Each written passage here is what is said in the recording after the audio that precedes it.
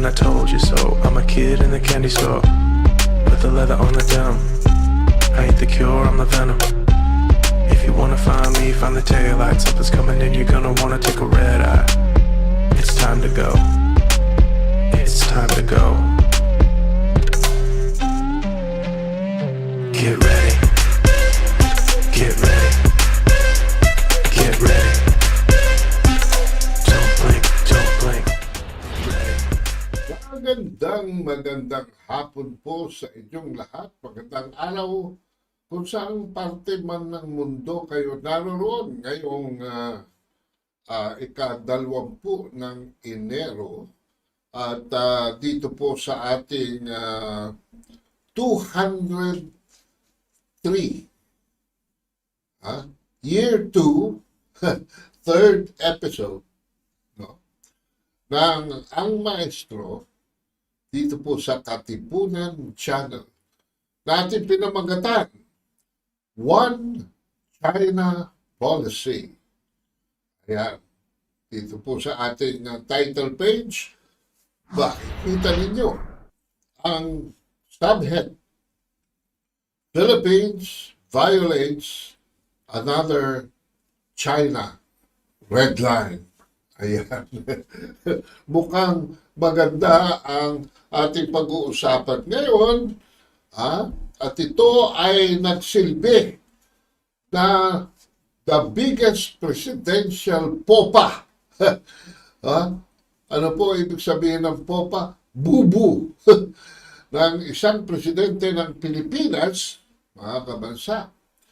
Dahil lamang sa isang congratulatory message na isinaad niya sa kanyang Twitter or X account. Kung saan sinabi niya, on behalf of the Filipino people, I congratulate President-elect Lai Ching-te on his election as Taiwan's next president. We look forward to close collaboration, strengthening mutual interest, and fostering peace and ensuring prosperity for our peoples in the years ahead. Pakinggan po natin ang clip ng GMA ukol dito. Ito po ang video. Sa pagitan ng Pilipinas at China, kaugnay sa mga issue sa West Philippine Sea. Nanawagan si Chinese Ambassador Wang Xilian na dapat mabigayan ang dalawang bansa. We hope that the Philippines will meet China halfway, manage maritime differences properly through dialogue and consultation, and jointly maintain peace and stability in the South China Sea and the sound development of bilateral relations. Daw na rito inalmahan ng Chinese Foreign Minister ang joint patrols ng Pilipinas at Amerika sa West Philippine Sea. Nagbabala rin sila sa ibang bansa na huwag makialam sa sitwasyon. Iginit naman ang ating Department of Foreign Affairs na lahat ng aktibidad ng Pilipinas ay ginaganap sa loob ng exclusive economic zone ng bansa, alinsunod sa international law. Samantala, sinabi rin ni Ambassador Huang na maling-mali ang pagbati ng Pilipinas kaugnay sa katatapos lang na eleksyon sa Taiwan. Paglabag daw ito sa One China Policy. Una na sinabi ng DFA na ang pagbati ng Pilipinas ay paraan ng pasasalamat sa Taiwan dahil sa pagtanggap nila sa halos 200 OFW roon. Patuloy naman daw kinikilala ng Pilipinas ang One China Policy.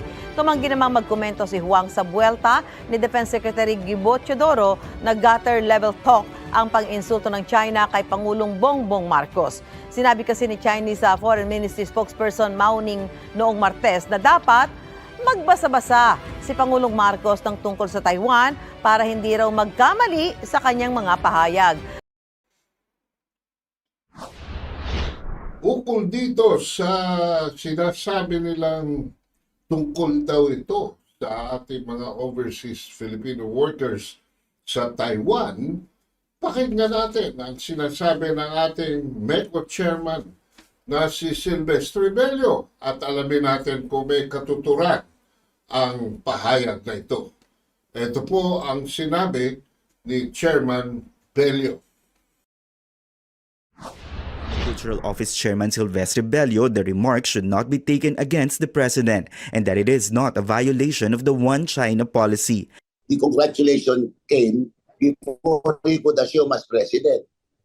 Hindi pa siya presidente. So there is no violation of the One China policy, gesture. Kasi naman, in every contest, may nanalo. And usually yung nanalo, agad-agad nakakatanggap ng kadami-daming congratulations. But if the tensions escalate, Bello says contingency measures are in place to ensure the safety of around 200,000 OFWs in the island. We are aware of the tense situation between Taiwan and China. So, conscious of our responsibility sa ating mga countrymen, especially ang ating OFW, we have a standing contingency plan. Naka-in place lahat yan. Ang mahirap dito mga kabansa ay maraming sumasalo sa Pangulo at pilit na itinatama ang isang mali sa pamamagitan ng further na mga maling usapin. Sabi ni Ambassador Tiglao, itong si Bello ang napagbibintangan ngayon na galing sa kanya ang advice, no? Ang advice. One source, sabi ni Bobby Tiglao, one source, alright, one source claimed that it was resident Representative Silvestre Bello III of the Manila Economic and Cultural Office in Taiwan who advised Marcos to congratulate Lai. Bello has been in Manila, sabi niya, since last week for the ceremonial turnover of Taiwan's donation of 1,000 metric tons of rice to the Philippines for disaster relief.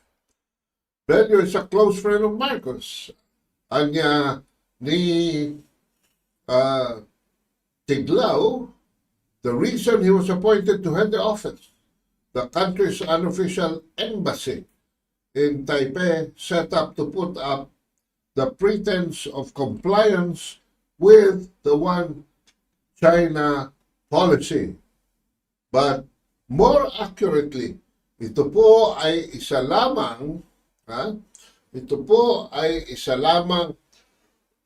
economic and cultural office, hindi ng Pilipinas, kundi ng Maynila.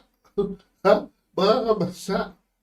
So, kung si Bello ang totoong nag-advise kay Marcos na gumawa ng violation of the One China policy and our country's agreement not to interfere in China's internal affairs, ay kailangan siguro mag-resign na siya.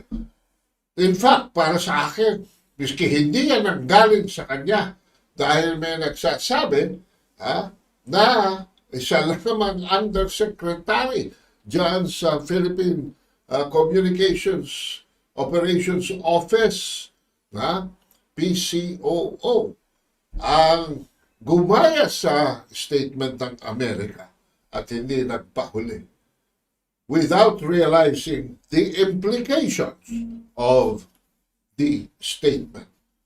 So, ganun pa man.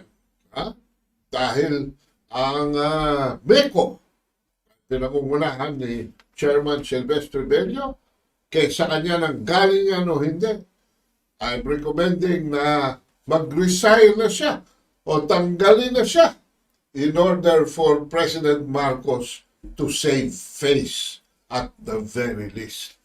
Ang pangalawang sinasabi nila ay joint patrols inside our EEZ according to international law. Abay, paulit-ulit na naman po tayo dito, At ito po ay labag sa prinsipyo ng innocent passage ng United Nations Convention on the Law of the Seas, because as early as our 12 nautical miles sa loob pa mismo ng ating teritoryo, mula sa lupa, 12 nautical miles palabas is our territorial sea. Ay bawal na po yan, no? Doon pa sa 200 nautical miles, di ba lalong bawal yan? Inosente ba yung mga patrols na yan and magpaparada kayo dyan ng mga banyagang bansa. It involves foreign assets other than a resident state. The U.S. is obviously neither a coastal or a claimant state. And worse, it is not even a member of UNCLOS. No? At dito po sa ating chart, makikita ninyo in yellow ang mga pinagbabawal. No? Any exercise or practice with weapons of any kind. Any act aimed at collecting information to the prejudice of defense of security of a coastal state. Any act of propaganda aimed at affecting the defense or security of the coastal state.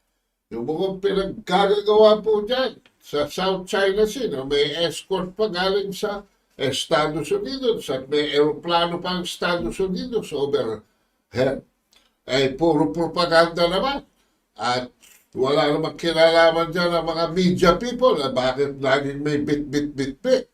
So yan po mga kabansa, bukod sa launching, landing, and taking on board of any aircraft or any military device, and any activity not having a direct bearing on passage. Kailangan po pag pumasok sa EEZ o di kaya pag pumasok sa territorial sea, no, palapit sa isang coastal state, diretso lang po, papasok at lalabas sa dulo. Walang ibang gagawin.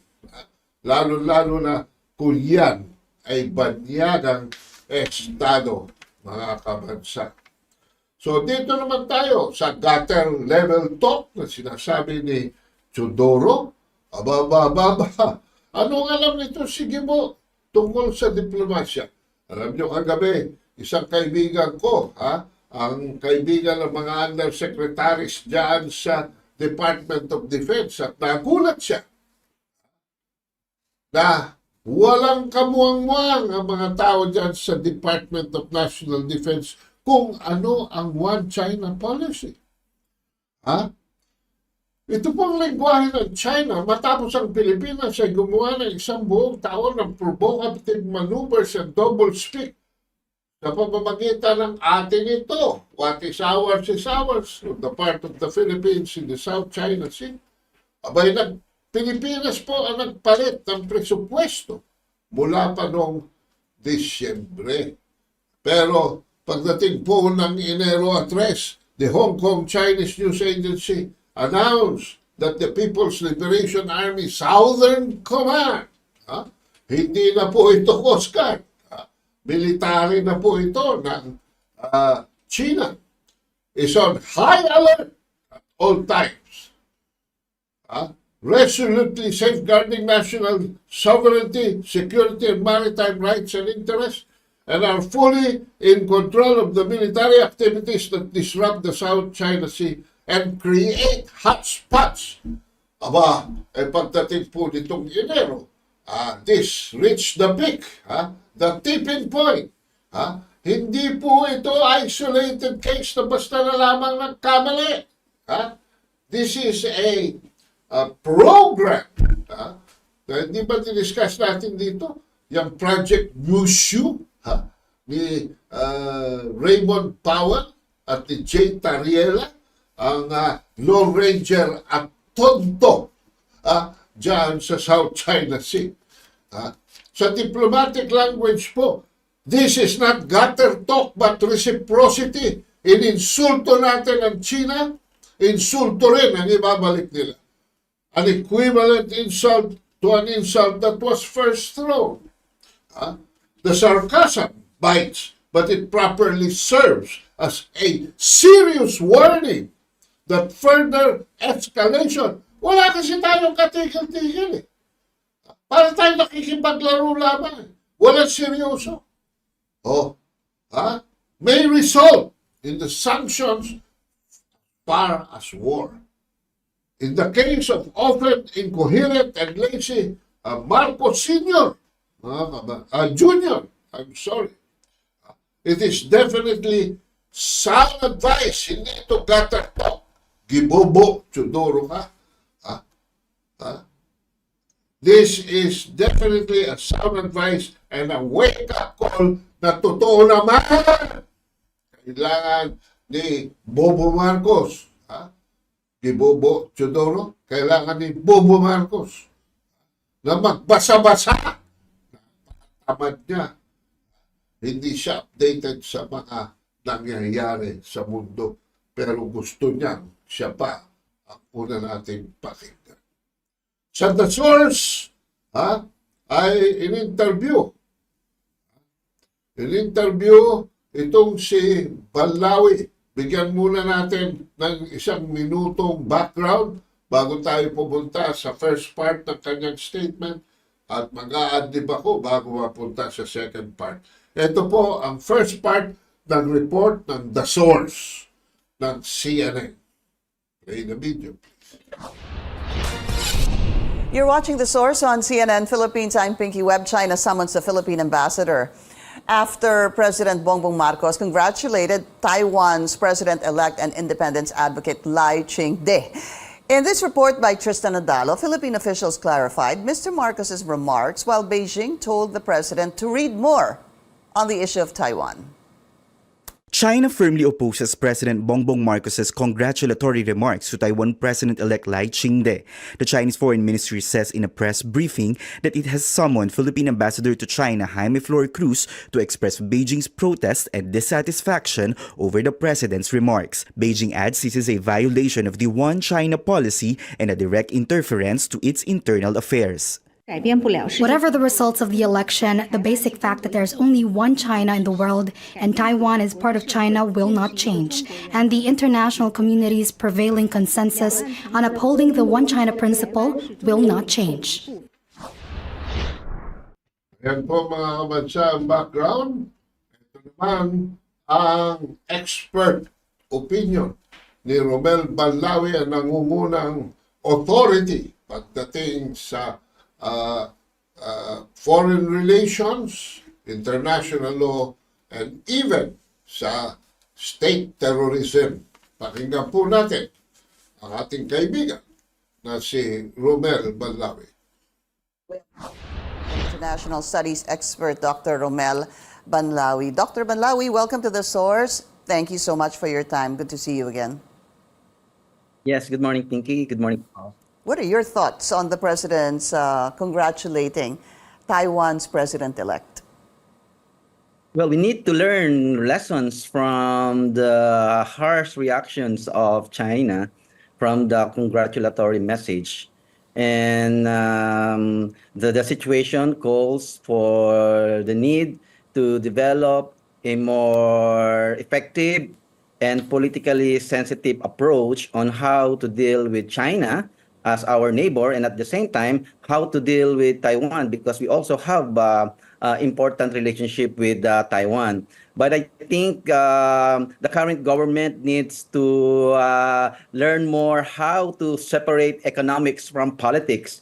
And apparently, the congratulatory message of President Bongbong Marcos has a strong political undertone that really irked China, and that is why we are seeing now this kind of reaction from China, because China is truly sensitive when it comes to the issue of Taiwan, because Taiwan for the People's Republic of China is an integral part of its core interest, and its core interest is non-negotiable, and therefore we have to pay more serious attention to the political sensitivities of China when it comes to the Taiwan issue. So are you saying it would have been better for the president to have remained silent?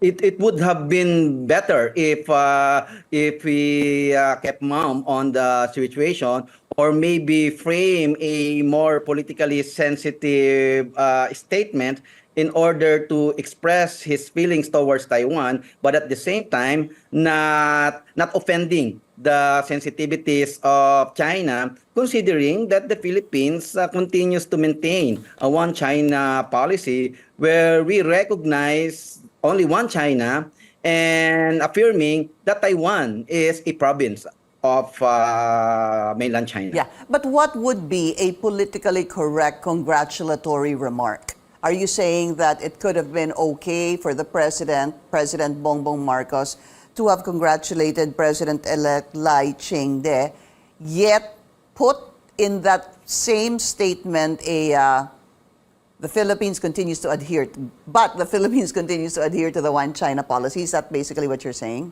Is that a politically correct, sensitive way? If I were to edit the tweet of our president, I would have written that we congratulate the Taiwanese people for the successful holding of their democratic elections, and we reaffirm our good relationship with Taiwan in order to promote greater trade, people-to-people contacts, and commercial relationship, especially the protection of our 200,000 people, Filipino people in Taiwan, which has become an integral part not only of Taiwan society but also of Taiwan economy. So basically, that's that kind, because you have to avoid some political statements, because William Tai or Lai Ching-te represents a figure that is really unacceptable to China, because President Lai is advocating a strong independent separatist position. And China is very unhappy with his political victory. So our president could have given China due regard when it comes to that kind but here's the of question. situation. With a tweet like that, Dr. Banlawi, with the tweet of the president, the one we're showing right now, is this tantamount to violating the one China policy? Well, in my interpretation, there is no intention on the part of our government to violate the one China policy, because the president's statement made a strong caveat that we adhere to the one China policy. But our problem now is how China is interpreting the statement. And as we have seen it, China is interpreting it very negatively, because number one, it feels that the statement is a clear violation of a one China policy. And second, more alarming to me, is it interprets the tweet as an interference to the internal affairs of China, because for China, Taiwan is not an international affair. Taiwan is an internal affair of China. So that's our problem, is with the reaction of China. We have a clear intention. First, to sustain our good commercial and cultural relationship with the Taiwanese people and the Taiwanese government. And second, to adhere to the one China policy. But unfortunately, the way it was sent, the way the statement was framed is being interpreted by China in a negative way. So Very we have negative to deal way. with the reaction of China. Very negative way, to the point that they summoned our Philippine ambassador to China, and also a statement telling the president, our president, President Bongbong Marcos, to read more. We're going to talk about that after the break. This is The Source on CNN Philippines. Bukod po sa sinasabi ni Romel Banlawi na red line, alamin natin at suriin natin ito. Ito ba ay kapritsyo lamang ng China? Ito ba ay gagamitin ko yung word na sinasabi? Sensitivity na wala namang katuturan. Alam po ninyo, ilagay natin sa normal day-to-day relationship. Sa example ng isang mag-boyfriend at girlfriend. Ang problema kasi po sa ating mga Pilipino ay para tayong napako ng ating mga Espanyol na kolonista na mag-express at mag-reason out on the basis of the Ten Commandments. Ito ba ay tama o mali? Ganun lamang eh. Pag may isang bagay, ano ba ito? Tama o mali? Laging zero sum. Ang tawag po dyan sa wikang Ingles sa idiomatic expression. We are fond of mutually exclusive vicing the other party from the other. Kung kayo ay merong hindi pinagkaunawaan ng inyong katipan, at ikaw ang lalaki, ha? At nasaktan ng damdamin, at nainsulto ang iyong girlfriend, at nagalit sa'yo, ha? Sasabihin mo pa ba at ipaglangalandakan mo pa ba na ang hirap sa'yo ay ikaw ang mali? Sasabihin mo pa ba sa girlfriend mo yan? Yan, mga kabansa. Diretso ka sa basura niyan. Baka ikaw ay ihagi sa basura ng iyong katipan. Bakit? Aba, that is tantamount to breaking a relationship, mga kabansa. And that is what a red line is all about. Ang hirap dito sa red line na ito, bukod sa number one, ito ay international law by virtue of the United Nations resolution in 1971. UN Resolution 2758, mga kabansa.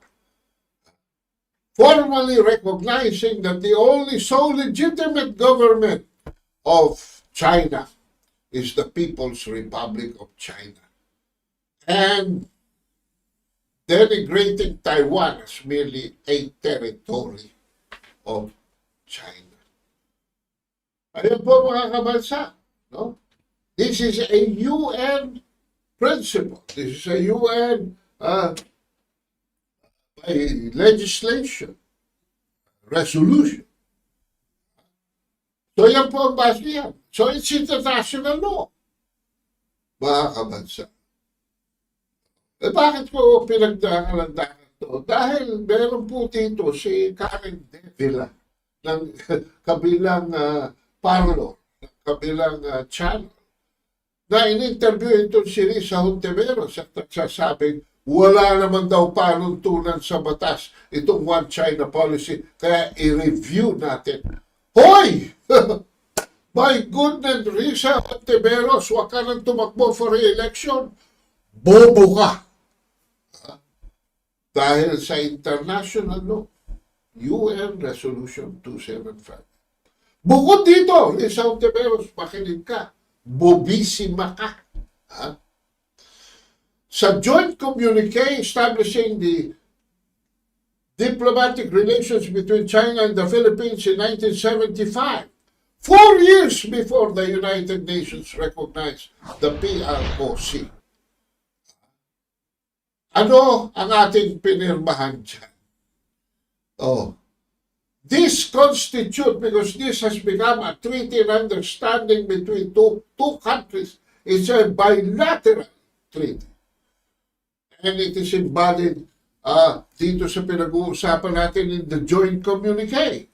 Babasahin ko ang una, proviso. The two governments agree that all foreign aggression and subversion and all attempts by any country to control any other country or to interfere in its internal affairs are to be condemned. My God. Sabi nga ni Banlawi, as far as China is concerned, this matter of Taiwan is not a matter of international law to them, but moreover, a matter of internal law. Number two, quote, the Philippine government recognizes the government of the PROC as the sole legal government of China, fully understands and respects the position of the Chinese government that there is but one China and that Taiwan is just a part of the Chinese territory. Ano ba sinabi? And decides to remove all official representations from Taiwan within 1 month from the date of signature of this communique. Ayan, mga kabansa. Inalis natin ang ating embassy sa Republic of China at napunta tayo sa Beijing because we recognize the PROC. What is a treaty? A treaty is a law between two countries. So international law and a treaty law between the two countries. So yan mga kabansa ang bigat ng hindi naman pwedeng basta palampasin na lang ito. Eh sabi na bakit meron namang ibang mga nag-treat sa China, sa Taiwan. Wala naman tayo narinig. Kasi nga unang-una tayo nagsimula. Isang taon na natin pinoprovokan China.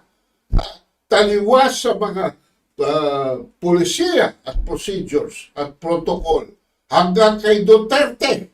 Pagpasok nitong si Marcos ay para siyang naging in a Chinese proverb. Alam mo kung ano nangyari dito kay Marcos?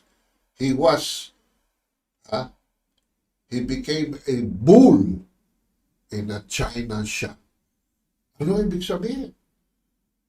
Kung meron kang tindahan ng mga porselana, mga plato, at salamin, nagpapasok ka ng isang toro sa loob. O ano nangyari? Eh di nagkabasagan ng pinggan, nagkabasagan ng baso at salamin, nagkawatak-watak. A bull in a China shop. But let us go to the technicality.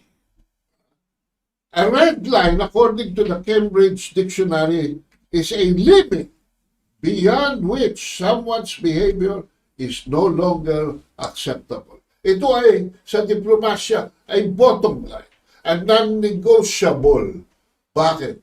Dahil it is a core interest. Hindi lang ito interest, but ito ay core, pinaka-puso ng isang polisiya at posisyon. As far as China is concerned, it may even go to war if necessary to push reunification. Eh, itong nanalo sa election is in favor of an independent Taiwanese state. And ito pa ang problema, very much an amboy, an American boy. And this was the platform that he ran under. Taiwan independent. Isang tumitiwalag sa China. Gusto mo umalis, isang separatist? Gigrit mo? At sa third party lang yan? Kinalimutan mo, may isang second party pa lang involved. At probinsya lang ng China yan. Yung sensitivity ng second party, yung bansa. Hindi mo ba lang binigyan ng respeto? Beijing War. Beijing War in Washington. Ito mo, sa US pa, sinabi nila. Di pa man Pilipinas. That interfering with Taiwan's future is a first red line in Sino-US relations. Ayan. Anong sabi? Noong pinag-uusapan nila yung Ukraine at Japan-China relations at yung aspeto ng spy balloon noong March 7, 2023. China's Foreign Minister Xin Gang repeated Beijing's claim that Taiwan was a part of its territory and could be taken by force if necessary. Anong ibig sabihin, mga kabansa ng China? That it could be taken by force if necessary.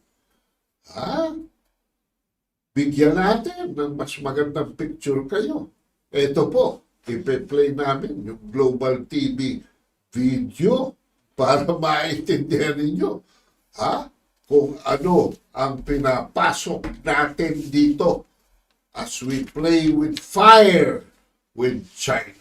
Palabas natin ang Global TV video. China's biggest ever show of force in the Taiwan Strait. Footage from Chinese state TV claims to show the military exercises, which Taiwan says included 11 ballistic missiles fired into the sea. The drills were conducted in 6 areas surrounding Taiwan, 3 of which overlap the island's territorial waters, much closer than during a similar flare-up in the mid-90s.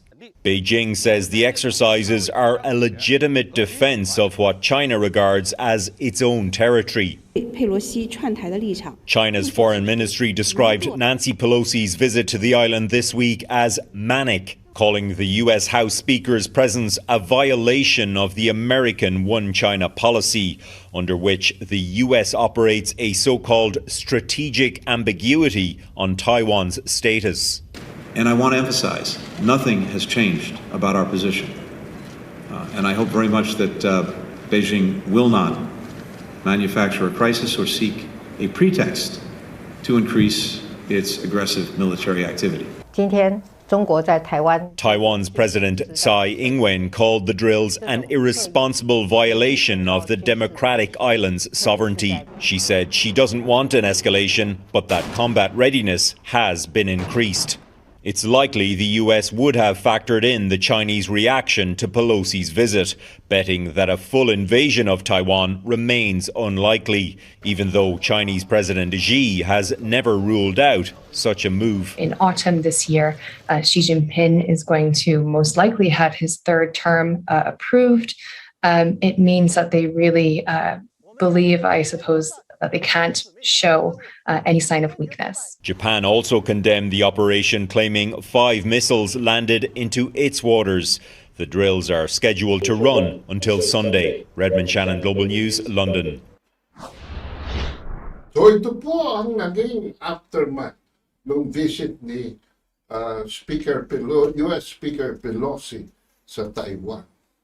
At nung si President Tsai Ing-wen, yung babae po, ay dumaan ng Estados Unidos on the way to a 3rd country. Nagpaputok na naman po, pangalawang beses. At nung mawala si Pelosi sa kanyang pwesto sa US dahil sa eleksyon, natalo sila sa eleksyon, si Pelosi, ang pumalit sa kanyang speaker ay nakipag-handshake din sa Taiwan. Naulit na naman po ulit yung mga putukan ng mga missiles na yan. No? At sa isa sigurong show ay didiscusin natin kung gaano ka bigat ang mga putukan ito. Alam niyo po, the consequences of violating a red line, ito po ang mga steps, no? Ito po, si Marcos mismo, sasabi, wala nang silbi yung mga demarques at saka note verbals. At nauwi na nga towards the end of December, dito sa stern warning ng China that they might be reaching a crossroads. Yun ang ginamit na diplomatic language ng China, that the Philippine-Chinese relationship is almost as a crossroads. Ano ibig sabihin? Na yung pong init ng ulo ng China is already nearing its tipping point. So, nandun na sa pangalawa, stern warning. No? Ano ang pangatlo after a stern warning? Maaaring magkaroon ng isang minor sanction sa ekonomiya. At ito ay nangyari noong June 12. Nung iba ng China ang mga banana exports mula sa Pilipinas. I-play natin ang video ito tungkol sa mga saging na galing sa Davao.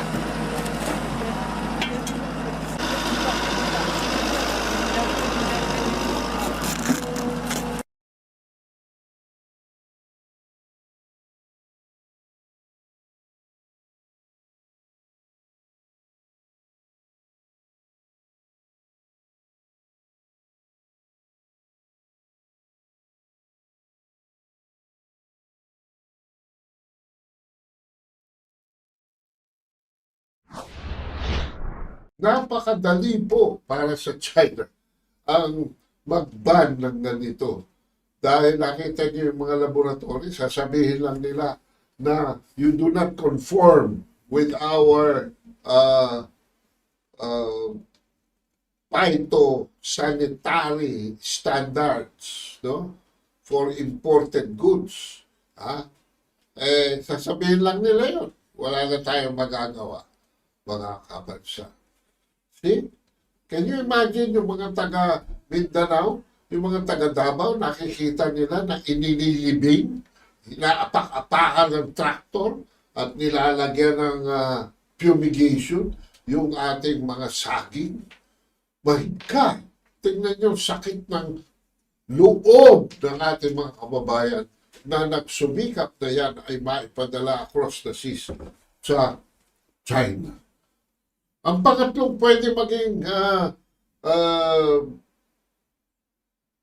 step ay major sanction, katulad na ng pagban ng imports from Australia ng China, including coal and food products like barley, beef, cotton, lamb, lobster, timber, and wine. Ito po ang video. Papakita namin sa inyo. Beijing of economic coercion. Bloomberg's ag reporter Sibylla Gross is in Sydney, Australia with more. Tensions between Beijing and Canberra have really escalated in the last few weeks, with China flexing its economic might against Australia and hitting out at a range of Australian commodities, particularly in the ag sector, which is quite concerning given we are the world's most China-reliant economy. In the year 2018 to 19, we shipped about $16 billion worth of ag product to China. It's quite concerning as well because we don't know how long these bans will last. We haven't actually had official confirmation from the Chinese government saying that this is a directive targeted at Australia, but we are hearing from commodity traders and people familiar with the matter in China who are saying that the products basically won't be passing customs. That's causing a lot of concern for the exporters here in Australia, and one of the biggest industries that will be hit is the wine industry in Australia. China is the biggest export market by far compared to anywhere else in the world. Into September this year, they bought $1.2 billion worth of premium Australian wine, which is 2.5 times more the amount that our next biggest export partner bought in the US. That really speaks to how scary these bans are to many in the wine industry. We know that Chinese consumers love Australian wine because of the sweeter flavours that tend to come out of Australia compared to the more traditional flavours out of Europe. Mga kabansa, no? Alam nyo bang nag-nosedive ang Australian economy because of this? At muntik magkaroon ng internal problem sila, lalo na sa mga farmers. At yung wine industry nila was almost bumagsak na ng tuluyan. Hindi ho biro yan. Australia na ho yan. Matatag at malakas na bansa. Ang panlimang possibility ay gera mismo. That's like what happened to China and South Vietnam sa Paracel Islands noong January 19, 1974. Ito po, aktual na putukan. Let us play the video. The Paracel Islands was a military engagement between the naval forces of the People's Republic of China and Republic of Vietnam in Paracel Islands on January 19, 1974. The battle was an escalation of the Republic of Vietnam Navy's efforts to expel Chinese fishing vessels from the vicinity of some of the Paracels. During the course of the battle, the People's Liberation Army Navy established permanent control over the Crescent Group of the Paracel Islands. Although this result was not part of China's original military objectives, it completed China's control over the Paracels.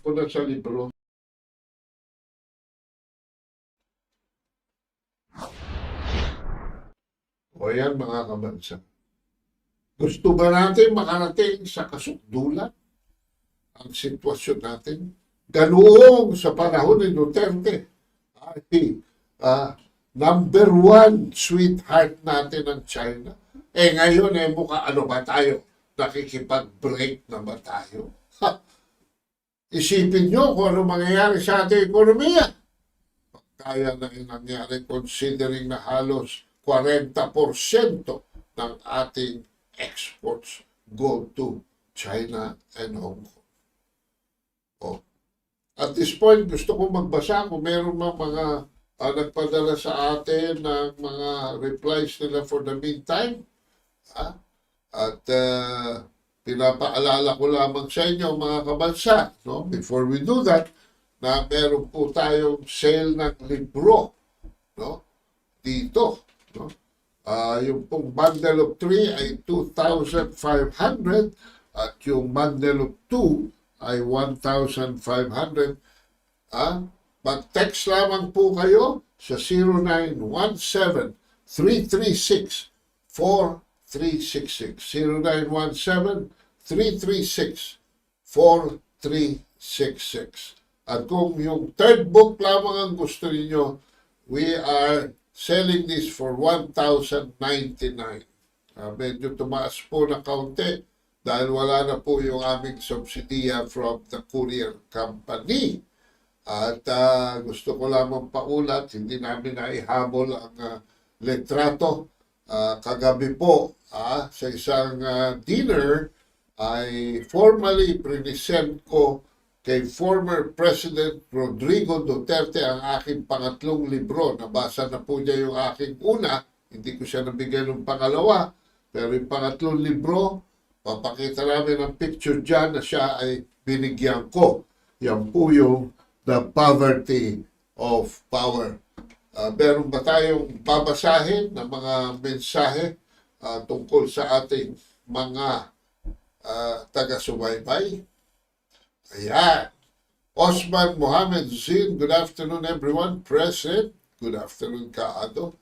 Singapore too made the same blunder by congratulating Taiwan, but quiet down after being reminded by China. O yan, Singapore na po yan.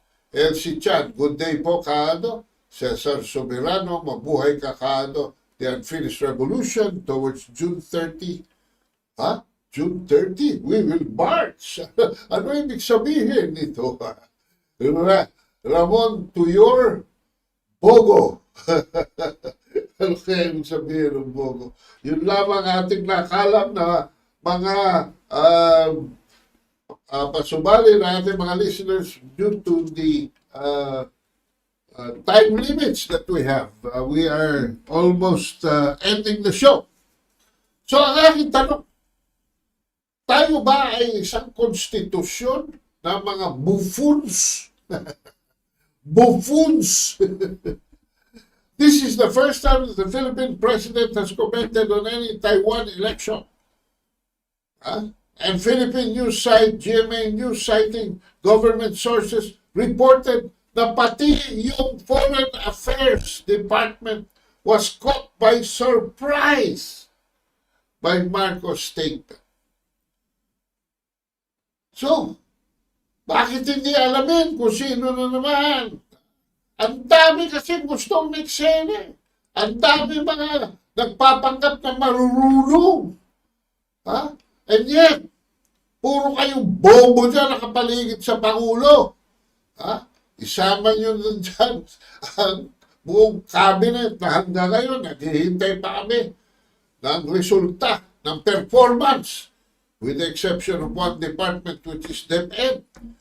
Lahat, wala pa nati-deliver. While Bongbong Marcos is engaged with damage control for his monumental bubu, his Defense Secretary, Gibombo Teodoro, announces, mga kabansa, a memorandum of agreement or understanding with Canada on enhanced defense cooperation, may be signed soon. O paano naman nangyari ito? Ang ating EDCA ay implementasyon ng ating visiting forces agreement that is in an enforcement of our mutual defense treaty with the U.S. Wala tayong mutual defense treaty with Canada. Bobo Teodoro. Tapos ano pa sabi mo? Na ikaw ay pumirma with the United Kingdom for a new defense agreement for joint military exercises na kanina lang sinabi ko na in violation of innocent passage between the militaries of United Kingdom, Britain, and the Philippines. Wala tayong base dyan. Wala tayong treaty, mutual defense treaty with the United Kingdom. And then meron pa isa, visiting forces agreement with Japan and the possibility of a military alliance with Japan. Hello! At kagagaling lang dito ng Germany, inihikayat ninyo. Gusto nyo rin imbitahin ang Australia. Saan ba kayo papunta? Papasigaw na tuloy ako. So, while Bongbong Marcos' actuations may be redeemable, Gibombo, who is, nako, itong hindi ko maintindihan, 1989, bar-top notcher daw ito.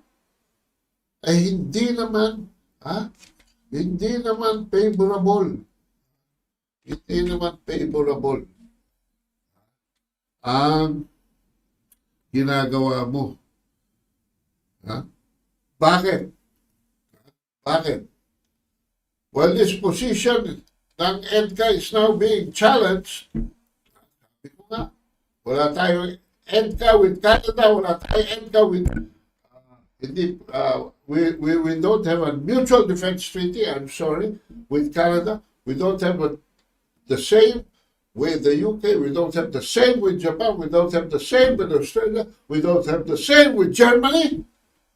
Ano ba ginagawa niyo dyan? Nagpo-form na ba kayo ng equivalent ng Northern Atlantic Treaty Organization na kung paano niyo dinurog-durog ang Ukraine ay gusto niyo magkaroon din dito at durug-durugin ng Pilipinas?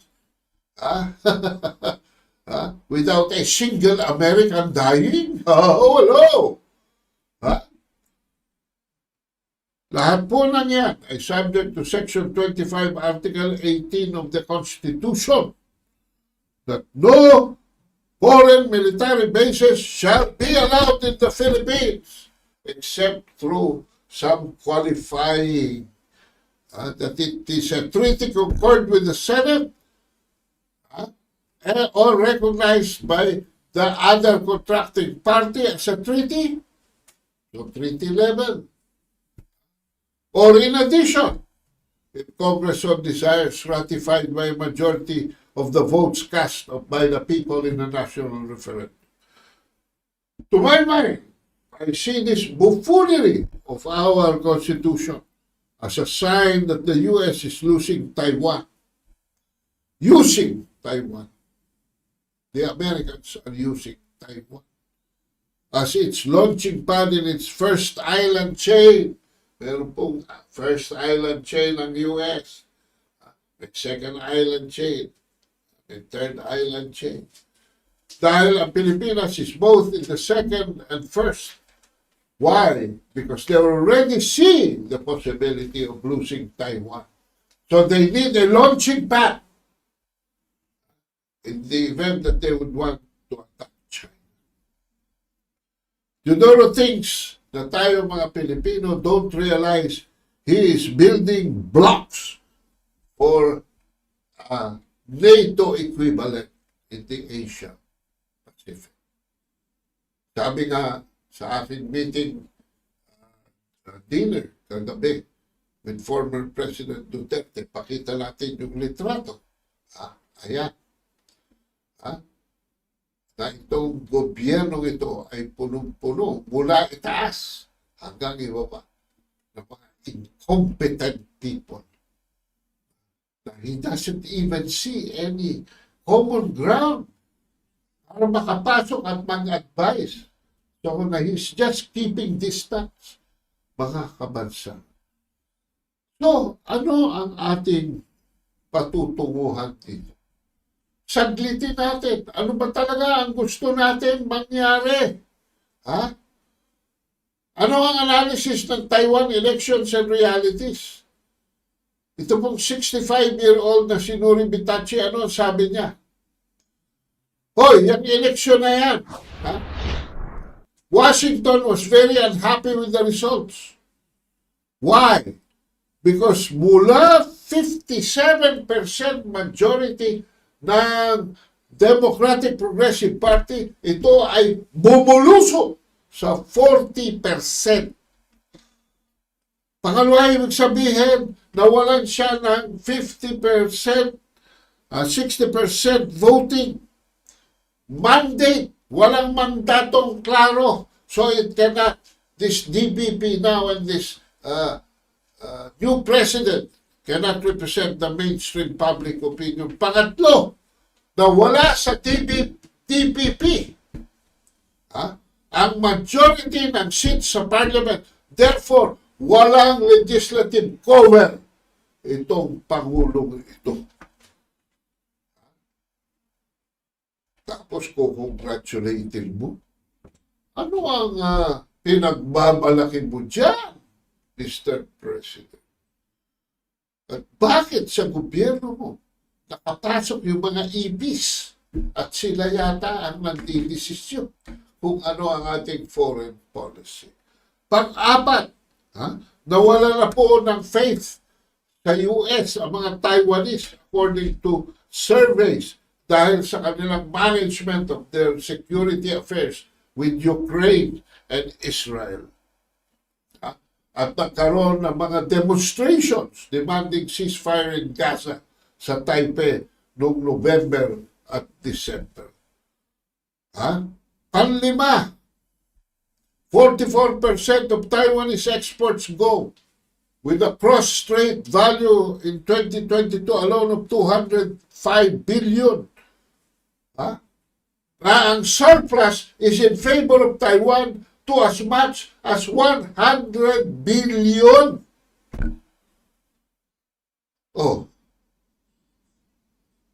Tayo, wala man tayo sa 30% sa ating balance of trade with China.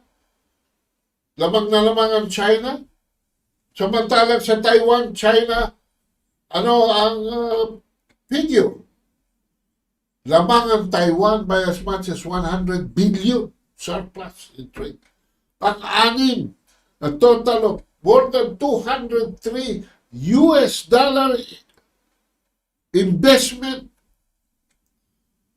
ang nakapasok na from 1991 to December 2022. From Taiwan into China. Pampito, mga kabansa. Baka meron ng 2 milyong Taiwanese sa loob ng China, representing 5% of Taiwan's population. At huling-huli, i-add ko, contrary to press reports, people on both sides, the Taiwan side and the Chinese side,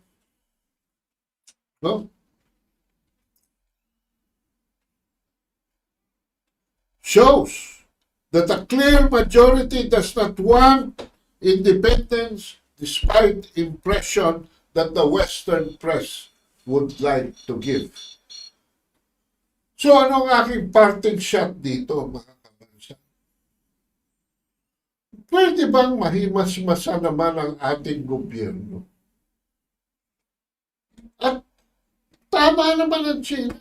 Talagang kailangan, hindi lamang si Pangulong Marcos Jr. ang magbasa ng libro. Magbasa ng libro, lalo na ito mga libro ko.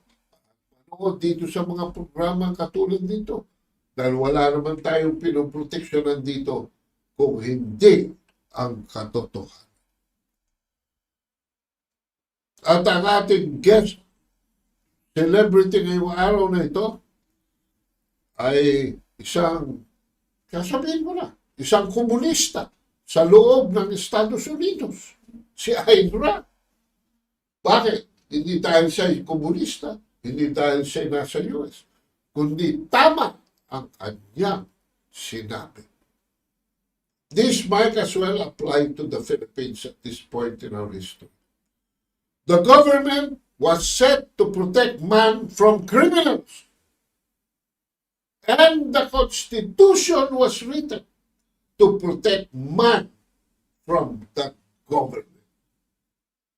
The Bill of Rights was not directed at private citizens, but against the government as an explicit declaration that individual rights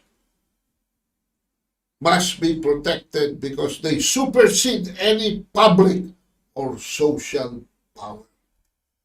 Kayo mga nandyan sa gobyerno must be reminded that the people is the absolute sovereignty of any democracy. And as government, you are only holding derivative, delegated sovereignty.